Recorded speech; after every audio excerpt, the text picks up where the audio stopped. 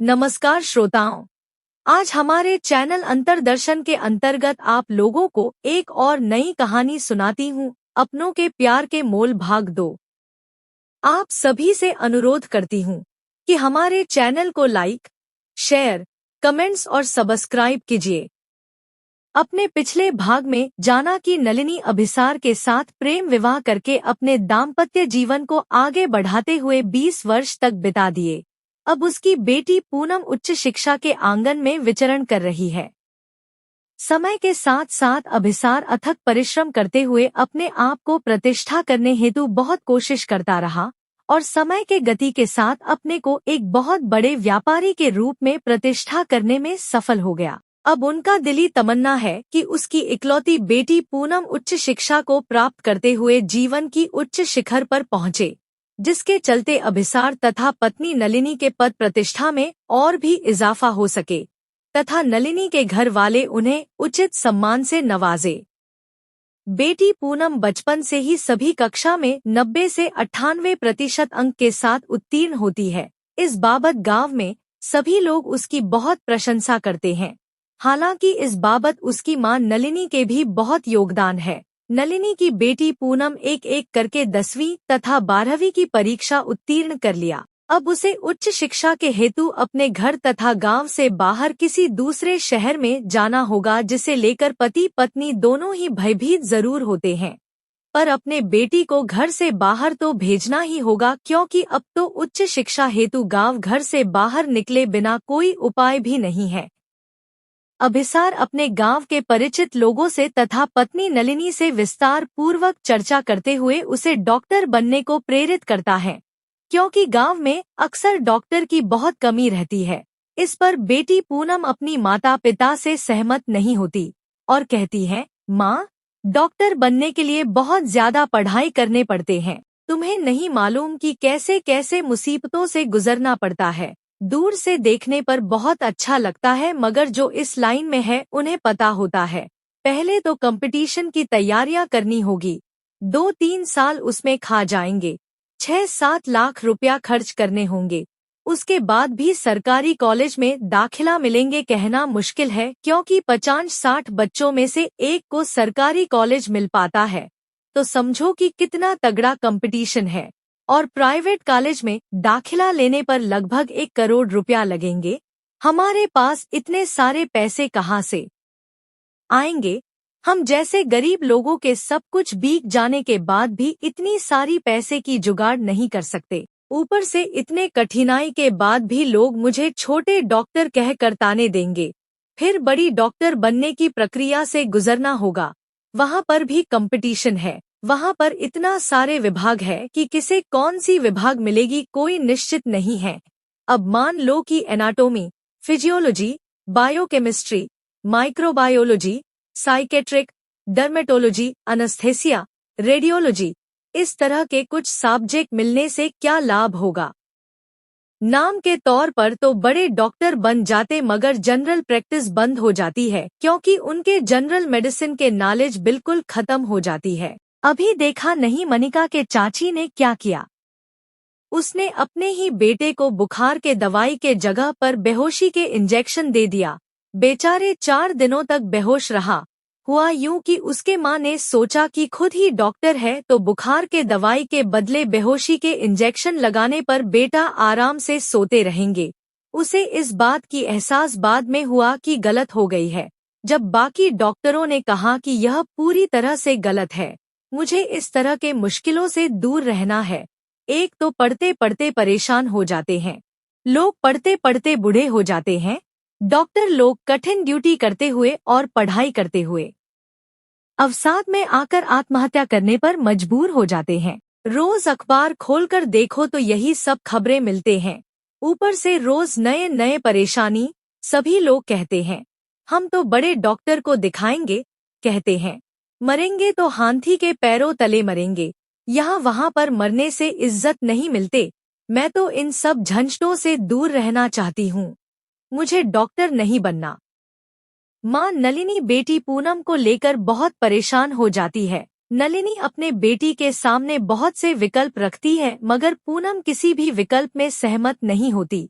ऐसे में नलिनी बेटी पूनम को समझा बुझाकर बीएससी नर्सिंग की पढ़ाई करने हेतु प्रेरित करते हुए राजी करवाती है, यह सोचकर कि कम से कम कुछ तो बने। वैसे भी गांव में डॉक्टर तथा नर्सिंग कर्मियों की बहुत कमी है, ऐसे में कम से कम अपने ही गांव में रहकर कुछ तो गांव वालों की मदद कर सकेंगी। जैसे कि नलिनी स्कूल के टीचर बनकर बच्चों के जीवन में शिक्षा तथा ज्ञान रूपी उजाला दिखाने को तत्पर रहती है, परंतु उसके लिए उसे कंपटीशन में बैठने होंगे। ऐसे में बिना किसी तैयारी के एंट्रेंस एग्जामिनेशन में पूनम को अच्छा रैंक के साथ एक बड़ी शहर के कॉलेज में एडमिशन मिल गई, जहां पर पूनम आगे की पढ़ाई करने हेतु भर्ती होती है। पूनम अपना घर तथा गांव को छोड़कर बड़ी शहर में आ गई और पढ़ाई लिखाई में मन लगा लिया। किसी भी तरह से साल भर बिता कि वह प्रायः अपने दोस्त तथा सहेलियों के साथ मिलकर शहर तथा वहां के बहुत से टूरिस्ट पैलेस में घूमने को जाती है, जहां पर बहुत से मनोरंजन की व्यवस्थाएं उपलब्ध है। ऐसे में पूनम बहुत खुशी अनुभव करने लगी, जो बहुत ही स्वाभाविक है, क्योंकि उसने एक ऐसी गांव से बाहर निकला है जहां के लोग बड़े शहर की तुलना में 100 वर्ष पीछे की सभ्यता में जकड़े हुए हैं।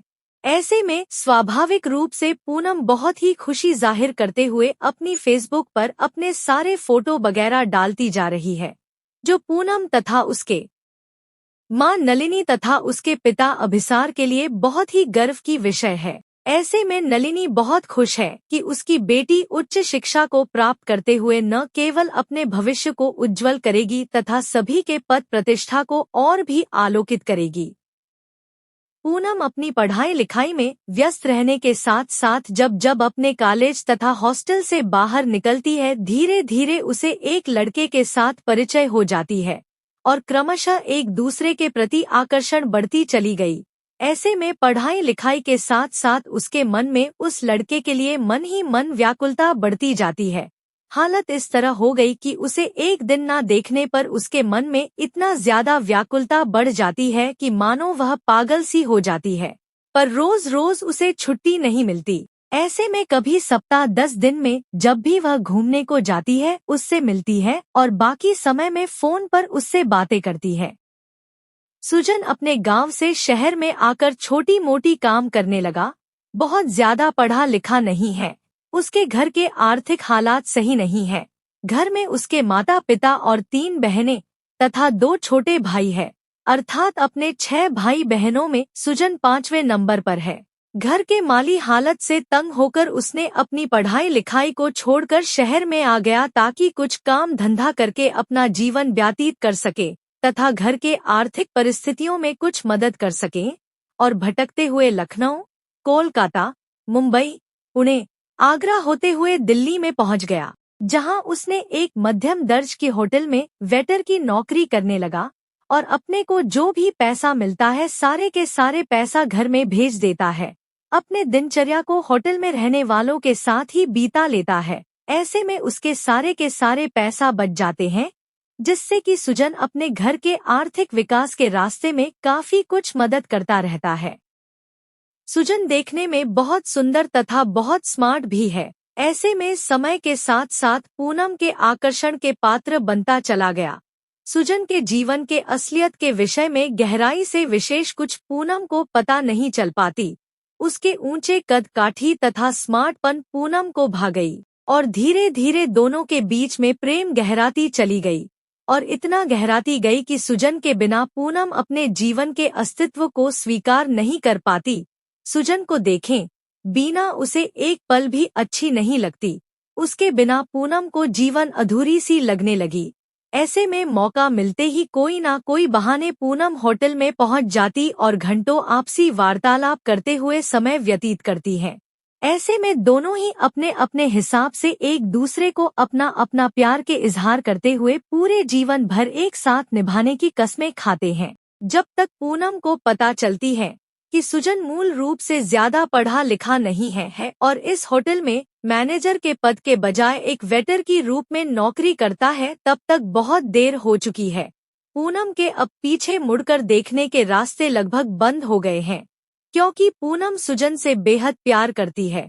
समय के साथ साथ पूनम की पढ़ाई पूरी हो गई है। अब उसे दिल्ली से वापस अपने घर को लौटने होंगे। ऐसे में पूनम भारी मुश्किल में पड़ जाती है कि अब पूनम क्या करे। सुजन को छोड़कर उसे जाने का दिल नहीं करती, पर वह क्या कर सकती है। उसकी पढ़ाई पूरी होने पर उसे तो अपने घर में वापस लौटना होगा। इतने में उसकी किस्मत साथ दिया कि कॉलेज के तरफ से कैंपस सिलेक्शन की बंदोबस्त की गई है और उसे दिल्ली के ही एक प्राइवेट अस्पताल में नौकरी मिल गई। तो पूनम को अपने भविष्य की सफर थोड़ा सुखमय दिखने लगी। समाप्त। कहानी के अगले भाग के लिए हमारे साथ बने रहिए। धन्यवाद।